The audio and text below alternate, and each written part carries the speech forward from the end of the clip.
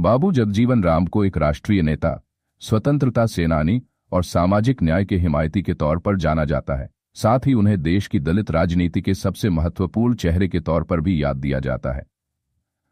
बाबू जगजीवन राम के बारे में यह भी जानना दिलचस्प है कि किस तरह से उन्होंने बिहार के छोटे से गांव चांदवा से राजनीति की धुरी दिल्ली तक का सफर तय किया।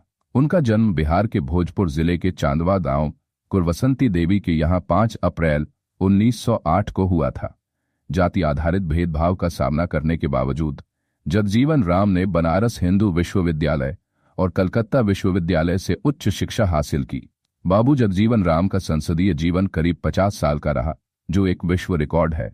1938 से 1979 तक लगातार कैबिनेट के सदस्य रहने का रिकॉर्ड भी जगजीवन राम के नाम पर है। जगजीवन राम 1946 में जवाहरलाल नेहरू की प्रोविजनल कैबिनेट में सबसे युवा मंत्री के रूप में शामिल हुए थे। जनता के साथ साथ वह सांसदों के बीच भी काफी लोकप्रिय थे। एक अच्छे प्रशासक और अनुभवी राजनेता के रूप में जगजीवन राम का लोहा सभी मानते थे। बाबू जगजीवन राम को एक राष्ट्रीय नेता, स्वतंत्रता सेनानी और सामाजिक न्याय के हिमायती के तौर पर जाना जाता है। साथ ही उन्हें देश की दलित राजनीति के सबसे महत्वपूर्ण चेहरे के तौर पर भी याद दिया जाता है। बाबू जगजीवन राम के बारे में यह भी जानना दिलचस्प है कि किस तरह से उन्होंने बिहार के छोटे से गांव चांदवा से राजनीति की धुरी दिल्ली तक का सफर तय किया। 26 जून 1975 को देश में इमरजेंसी लगाए जाने के बाद कुछ महीनों तक तत्कालीन प्रधानमंत्री इंदिरा गांधी और जगजीवन राम के रिश्ते सामान्य रहे, लेकिन सरकार और पार्टी से जुड़े कई निर्णयों पर दोनों के बीच दूरियां बढ़ने लगीं। 1977 में आपातकाल हटने के बाद जगजीवन राम ने हेमवती नंदन बहुगुणा के साथ मिलकर कांग्रेस पार्टी से इस्तीफा दे दिया। उन्होंने कांग्रेस फॉर डेमोक्रेसी नाम से नई पार्टी का गठन कर लिया। बाद में जयप्रकाश नारायण के कहने पर जनता पार्टी के चुनाव चिन्ह पर चुनाव लड़ा, लेकिन अफसोस पीएम बनते रनते रह गए। जनता पार्टी की जीत के बाद उन्होंने प्रधानमंत्री पद पर दावा पेश किया, लेकिन मोरारजी देसाई के सामने उनका दावा टिक नहीं पाया। इसका एक कारण इमरजेंसी के पक्ष में दिया भाषण भी रहा। वो मोरारजी के शपथ कार्यक्रम में नहीं गए। फिर जयप्रकाश नारायण के अनुरोध पर वो मोरारजी कैबिनेट में शामिल हुए। प्रधानमंत्री पद की दौड़ के दौरान ही उनके बेटे सुरेश राम के कथित सेक्स स्कैंडल सबसे सामने आया। बाबू जगजीवन राम भारत के पहले दलित प्रधानमंत्री हो सकते थे अगर उनके बेटे सुरेश राम उस स्कैंडल में नहीं फंसते। 1978 में प्रकाश में आए सुरेश राम के स्कैंडल ने जगजीवन राम की राजनीतिक नैया डुबो दी, जबकि उनका संसदीय करियर लाजवाब था। उन्होंने अपने करियर में कभी लोकसभा का चुनाव नहीं हारा था। उनके पास विभिन्न मंत्रिमंडलों में काम करने का लंबव था। एक अच्छे प्रशासक और अनुभवी राजनेता के रूप में उनका लोहा सभी मानते थे। दुर्भाग्य से तभी सूर्या नामक मैगजीन में उनके बेटे सुरेश राम की एक लड़की के साथ बेहद आपत्तिजनक अवस्था में तस्वीरें प्रकाशित हो गईं। दोस्तों, चलिए हम आपको बताते हैं इस पूरे स्कैंडल की असली कहानी पूरे विस्तार से।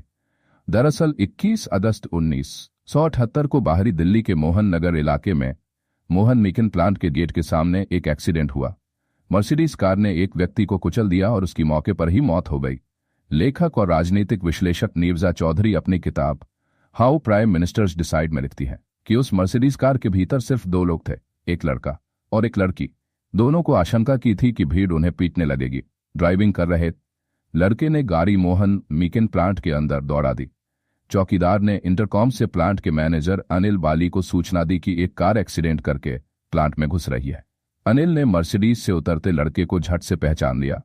वो तत्कालीन रक्षा मंत्री बाबू जगजीवन राम के बेटे सुरेश राम थे। कार में बैठी लड़की सुरेश राम की गर्लफ्रेंड थी। इस घटना के बाद खुली सेक्स स्कैंडल की एक कहानी। पॉलिटिकल एक्सपर्ट्स मानते हैं कि अगर बेटे सुरेश राम का ये सेक्स स्कैंडल सामने नहीं आता तो शायद 1980 के दशक में ही जगजीवन राम के रूप में देश को पहला दलित प्रधानमंत्री मिल गया होता। अभी हमने एक मर्सिडीज कार के एक्सीडेंट का किस्सा सुनाया जिसमें सुरेश राम और उनकी गर्लफ्रेंड सवार थे। इसके अगले ही दिन सुरेश राम ने दिल्ली के कश्मीरी गेट पुलिस स्टेशन में एफआईआर दर्ज कराई। इसके बाद देश के सामने उस सेक्स स्कैंडल की कहानी सामने आई जिसने बाबू जगजीवन राम के पीएम पद की दावेदारी को बट्टा लगा दिया। सुरेश राम ने एफआईआर में लिखवाया कि 20 अगस्त 1978 को दर्जन भर बदमाशों ने उन्हें किडनैप कर लिया था। नई दिल्ली में 2 टैक्सी बहुत देर से उनकी मर्सिडीज बेंच कार का पीछा कर रही थीं। जब निगम बोध घाट का सुनसान इलाका आया, तो दोनों टैक्सियों ने मर्सिडीज को ओवरटेक कर रोक लिया। सामने आते ही टैक्सी में सवार लोगों ने रिवॉल्वर अड़ा दी। बदमाशों ने कार का दरवाजा खोला, सामने बैठी लड़की को पीछे बैठा लिया। वो सुरेश को जबरदस्ती दिल्ली से सटे यूपी के मोदी नगर इलाके में ले गए। इसके बाद सुरेश राम और उनकी गर्लफ्रेंड को एक स्कूल के कमरे में ले जाया गया। उन्हें तब तक पीटा गया जब तक वे बेहोश नहीं हो गए। इसके बाद बदमाशों ने सुरेश को बताया कि उनकी और उनकी गर्लफ्रेंड की नग्न अवस्था में फोटो ली गई है। नीरजा चौधरी अपनी किताब में लिखती हैं कि राजनारायण के आदमी ओमपाल सिंह को पता था कि सुरेश की गर्लफ्रेंड दिल्ली यूनिवर्सिटी की एक स्टूडेंट थी। वह जाट कम्युनिटी से आती थी। सुरेश राम जब भी उसके साथ अंतरंग पलों में होते थे, अपने पोलरॉइड कैमरे से उसकी न्यूड फोटोज लेते थे। पोलरॉइड कैमरा वह होता है जिसमें हाथों हाथ प्रिंट बाहर आ जाता है। ओमपाल को पता था कि सुरेश की कार के ग्लव बॉक्स में वो नग्न तस्वीरें हैं। जब पीछा करने के दौरान टैक्सी अड़ाकर जैसे ही सुरेश राम की कार ओमपाल ने रोकी, उसने तुरंत सुरेश की कार से वो न्यूड तस्वीरें निकाल लीं। 23 अगस्त 1978 को राजनारायण ने एक प्रेस कॉन्फ्रेंस की। इसमें पत्रकारों ने उनसे पूछा कि आपके दोनों आदमी जेल में हैं, यह तस्वीरें उनको कैसे मिलीं। राजनारायण ने बताया कि ओमपाल जब सुरेश से मिले तो उन्होंने सिगरेट मांगी। सिगरेट कार के आगे वाले ग्लव बॉक्स में रखी थी। जैसे ही सुरेश ने बॉक्स खोला, सिगरेट के पैकेट के साथ कई तस्वीरें नीचे गिर गईं। उन्हें ओमपाल ने तुरंत उठा लिया। घबराए सुरेश ने इसके बदले में ओमपाल को पैसे देने का लालच दिया। ओमपाल लालच में नहीं आए और उन्होंने तस्वीरें नहीं लौटाईं। राजनारायण ने पत्रकारों से कहा कि अगर आप सड़क पर नंगे दौड़ रहे हैं तो ये नहीं कह सकते हैं कि ये आपका निजी मामला है। खैर, हम आपको आगे की कहानी बताते हैं। जब वो तस्वीरें ओमपाल के पास आईं तो आगे क्या हुआ। लगभग 40 तस्वीरें लेकर ओमपाल सीधे राजनारायण के पास पहुंचे। उसी रात राजनारायण और बाबू जगजीवन राम की एक मीटिंग कपिल मोहन के घर पर फिक्स हुई। कपिल मोहन वो उद्योगपति थे जिनकी इंदिरा गांधी ही नहीं, जगजीवन राम, अटल बिहारी वाजपेयी और पीएम मोरारजी देसाई सहित सभी नेताओं से अच्छी बनती थी। अनिल बाली कपिल मोहन के भतीजे थे। अनिल ने कहा, बाबूजी राजनारायण को मनाने आए थे। दरअसल ये मनाने रूठने की बात नहीं थी। जगजीवन राम अपने बेटे सुरेश और उनकी गर्लफ्रेंड की न्यूड फोटोज का सौदा करने आए थे। जैसे ही जगजीवन राम कपिल मोहन के बंगले पर पहुंचे, उन्हें चाय कॉफी ऑफर किया गया। जगजीवन राम का मूड खराब था, उन्होंने कुछ नहीं लिया। रात 11:15 बजे तक चली मीटिंग में राजनारायण और जगजीवन राम की अकेले में 20 मिनट बातचीत हुई। जगजीवन राम को छोड़ने के बाद जब कपिल मोहन लौटकर आए तो राजनारायण ने कहा, ये आज काबू में आए। जगजीवन राम ने राजनारायण से कहा, मैं आपको कुछ भी देने को तैयार हूं। आप चाहे जितना पैसा मांग लीजिए, चाहे तो किसी राज्य का सीएम बना सकता हूं।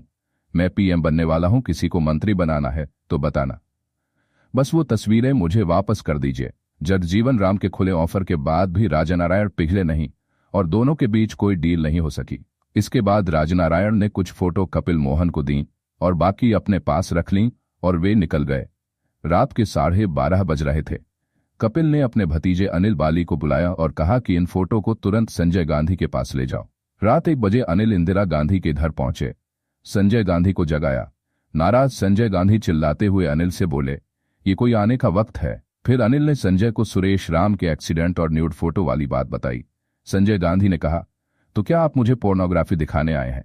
अनिल ने कहा, ये पोर्नोग्राफी नहीं सुरेश राम है।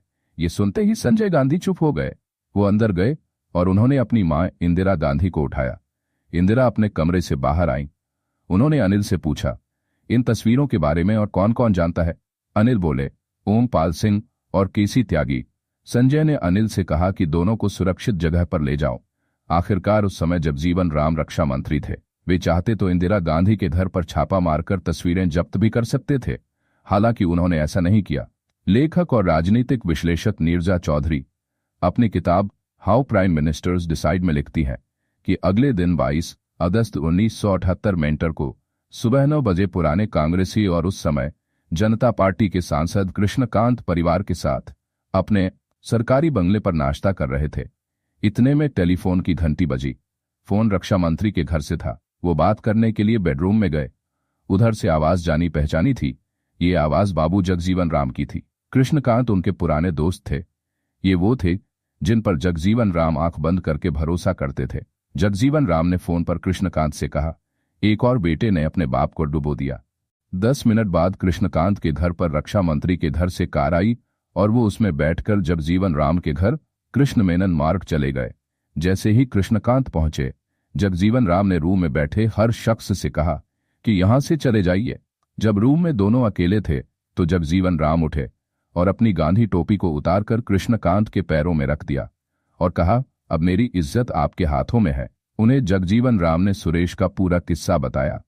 कृष्णकांत ने मीडिया को मैनेज करने में जगजीवन राम की मदद की। दरअसल अब तक सभी अखबार के दफ्तरों में सुरेश राम और उनकी गर्लफ्रेंड की न्यूड तस्वीरों की कॉपी भेजी जा चुकी थी। केवल इंडियन एक्सप्रेस ने एक पीस लिखा, बाकी मीडिया मैनेज हो गया था। ये वो समय था जब संजय गांधी की पत्नी मेनका ने सूर्या नाम की मैगजीन शुरू की थी। सूर्या मैगजीन ने सुरेश राम और उनकी गर्लफ्रेंड की खबर को कवर पेज पर तो जगह दी ही, साथ ही पूरी खबर 8 पेजों में छापी। इसमें 2 पेज में न्यूड तस्वीरें थीं। राजनारायण के अलावा सुरेश राम की पत्नी कमलजीत कौर का इंटरव्यू भी छापा। सूर्या मैगजीन ने इस खबर को सनसनीखेज बनाने में कोई कसर नहीं छोड़ी थी। मैगजीन में लिखा था कि सुरेश राम एक शादीशुदा 42 वर्षीय पब्लिक फिगर है। उनकी पत्नी है, एक बढ़ती बेटी है और उनकी गर्लफ्रेंड की उम्र केवल 20 साल है। इस स्कैंडल के छपने के बाद सूर्या मैगजीन की कॉपियां ब्लैक में बिकीं। मैगजीन की बिक्री बढ़ गई, लेकिन बाबू जगजीवन राम का सार्वजनिक जीवन बैठ गया। स्कैंडल के छपते ही बाबू जगजीवन राम का पीएम बनने का सपना भी टूट गया। हालांकि इससे पहले बाबू जगजीवन राम ने इंदिरा गांधी के पास खुशवंत सिंह के मार्फत संदेश भी भिजवाया था कि उनके राजनीतिक करियर को बचाने के लिए सुरेश की तस्वीरें सूर्या मैगजीन और नेशनल हेराल्ड में न छापी जाएं। खुशवंत सिंह अपनी जीवनी truth, love and little malice में लिखते हैं, दोपहर में मेरी टेबल पर एक लिफाफा आया जिसमें सुरेश राम और उसकी प्रेमिका के न्यूड फोटो थे। उसी शाम को जगजीवन राम का एक आदमी मेरे पास आया और बोला कि ये तस्वीरें अगर सूर्या और नेशनल हेराल्ड में नहीं छापी गईं तो बाबूजी इंदिरा गांधी के खेमे में आ सकते हैं। खुशवंत लिखते हैं कि मैं ये संदेश लेकर इंदिरा गांधी के पास गया। इंदिरा ने कहा कि मेरा उस आदमी पर जरा सा भी भरोसा नहीं है। वो पहले जनता पार्टी छोड़कर हमारी तरफ आए तब मैं फोटो छपने से रोकूंगी। हालांकि इंदिरा ने ऐसा कुछ नहीं किया और वो तस्वीरें सूर्या मैगजीन में छप गईं। 1979 में मोरारजी देसाई की सरकार गिर गई। उसके बाद फिर जगजीवन राम और चौधरी चरण सिंह के बीच प्रधानमंत्री पद के लिए सियासी लड़ाई शुरू हुई, लेकिन इंदिरा गांधी ने चौधरी चरण सिंह का साथ दिया और वह प्रधानमंत्री बने। चौधरी चरण सिंह की सरकार गिरने पर जनता पार्टी ने 1980 के चुनावों में जगजीवन राम को प्रधानमंत्री पद का दावेदार बनाया, लेकिन उस चुनाव में इंदिरा ने जबरदस्त तरीके से वापसी की और जगजीवन राम का प्रधानमंत्री बनने का सपना अधूरा रह गया। बाबू जगजीवन राम एक राष्ट्रीय नेता, स्वतंत्रता सेनानी और सामाजिक न्याय के हिमायती थे। उनका जन्म 5 अप्रैल 1908 को बिहार के रोहतास जिले चंदवा गांव में सोभीराम और वसंती देवी के घर हुआ था। बाबू जगजीवन राम के नाम 1936 से 1986 तक लगातार 50 वर्षों तक सांसद रहने का विश्व रिकॉर्ड है।